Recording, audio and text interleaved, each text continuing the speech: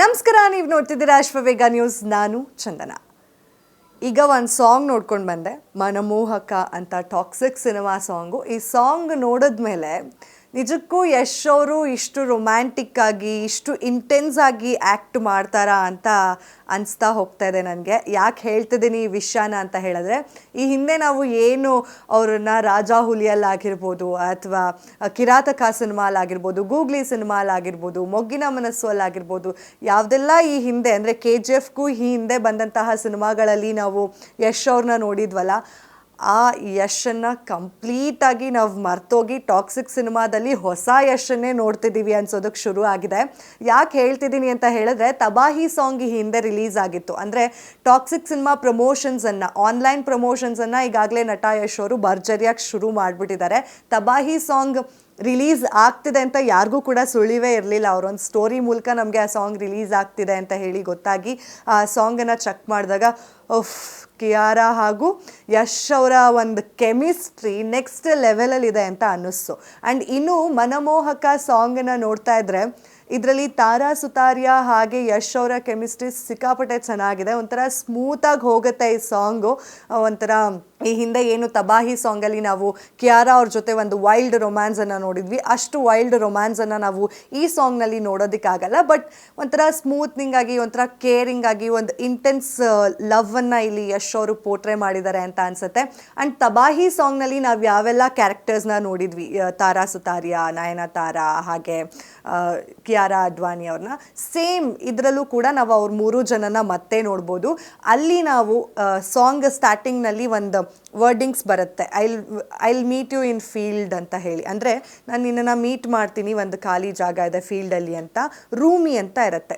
ರೂಮಿ ಬಂದು ರಾಯಾ ಅವರ ಮಗ ಅನ್ನೋದು ಈಗಾಗಲೇ ನಮ್ಗೆಲ್ರಿಗೂ ಗೊತ್ತಿರುವಂತಹ ವಿಷಯ. 2 ಕ್ಯಾರೆಕ್ಟರ್ಸನ್ನು ಯಶ್ ಅವರು ಪ್ಲೇ ಮಾಡ್ತಿದ್ದಾರೆ. ಆ್ಯಂಡ್ ಅಲ್ಲಿ ರೂಮಿ ಬಂದು ಕಿಯಾರಾ ಅಡ್ವಾಣಿ ಅವ್ರನ್ನ ಮೀಟ್ ಮಾಡ್ತಾರೆ, ಅಲ್ಲಿ ಒಂದು ರೊಮ್ಯಾನ್ಸ್ ನಡೆಯುತ್ತೆ. ಆದರೆ ಇಲ್ಲಿ ರಾಯಾ ಹಾಗೂ ತಾರಾ ಸುತಾರಿಯಾ ಅವರ ರೊಮ್ಯಾನ್ಸ್ ನಡೀತಾ ಇರುತ್ತೆ. And I wish you could propose me ಅನ್ನೋದನ್ನು ಕೂಡ ತಾರಾ ಸುತಾರಿಯಾ ಅವರು ಹೇಳ್ತಾರೆ. ಅವಾಗ ಅವ್ರ ಗನ್ನನ್ನು ರಿಂಗಾಗಿ ಹಾಕ್ತಾರೆ ಯಶ್ ಅವರು. ಒಂಥರ ಬಾತ್ ಟಬ್ನಲ್ಲಿ ನಡೆಯುವಂತಹ ಸೀಕ್ವೆನ್ಸ್ ಇದು. ಆ್ಯಂಡ್ ಇದಾದಮೇಲೆ ತಾರಾ ಸುತಾರಿಯಾ ಅವರು ಈ ಹಿಂದೆ ತಬಾಹಿ ಸಾಂಗ್ನಲ್ಲೂ ಕೇಳಿರ್ತಾರೆ, ನೀನು ಪ್ರೀತಿ ಮಾಡೋದು ಅಷ್ಟು ಸುಲಭ ಅಲ್ಲ ಅನಿಸುತ್ತೆ ಅಲ್ವಾ, ಆ ರೀತಿಯಾಗಿ. ಸೊ ಅವರು ಕಷ್ಟ ಅನಿಸುತ್ತೆ ಅನ್ನೋದನ್ನು ಕೂಡ ಯಶ್ ಅವ್ರು ಹೇಳಿರ್ತಾರೆ. ಸೊ ಒಂಥರ ಇಂಟರ್ಲಿಂಕ್ ಇದೆ ಎರಡೂ ಸಾಂಗ್ಗೆ. ಆ್ಯಂಡ್ ನಯನತಾರಾ ಅವ್ರನ್ನ ನಾವು ಆ ಸಾಂಗ್ನಲ್ಲೂ ಕೂಡ ಒಂದು ಚಿಕ್ಕ ಗ್ಲಿಮ್ಸ್ನಲ್ಲಿ ನೋಡ್ತೀವಿ, ಇಲ್ಲೂ ಕೂಡ ಅವ್ರನ್ನ ನೋಡ್ತೀವಿ. ಅವರಿಬ್ರದ್ದು ಏನೋ ಕೆಮಿಸ್ಟ್ರಿ ನಡೀತಿದೆಯಲ್ಲ ಅನ್ನೋ ರೀತಿಯಲ್ಲಿ ಇದೆ ಈ ಸಾಂಗ್ನಲ್ಲಿ.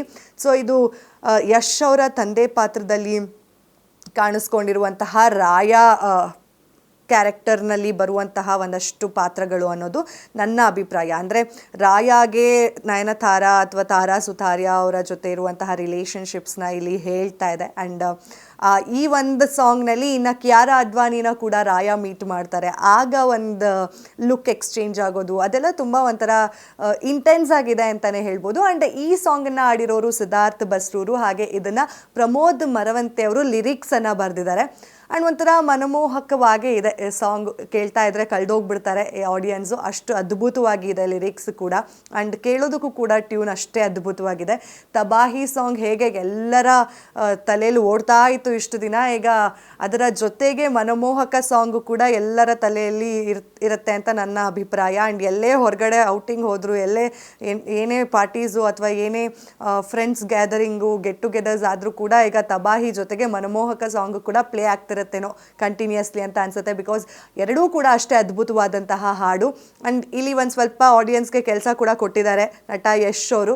ಯಾಕಂದರೆ ತಬಾಹಿಯಲ್ಲೂ ಈ ಸಾಂಗಲ್ಲೂ ಎರಡೂ ಕಡೆ ನಾವು 3 ಜನ ಹೀರೋಯಿನ್ಸ್ಗಳನ್ನು ನೋಡ್ಬೋದು. ಇನ್ನೂ 2 ಮಿಸ್ಸಿಂಗ್ ಇದ್ದಾರೆ, ಹುಮಾ ಖುರೇಶಿ ಅವರು ಹಾಗೆ ರುಕ್ಮಿಣಿ ವಸಂತ್ ಅವರು. ಸೊ ಇವರಿಬ್ಬರು ಯಾವಾಗ ಕಾಣಿಸ್ಕೊಳ್ತಾರೆ, ಇವರ ಪಾತ್ರ ಏನು ಅನ್ನೋ ಕ್ಯೂರಿಯಾಸಿಟಿ ಅಂತೂ ಜನಕ್ಕೆ ಇದ್ದೇ ಇದೆ.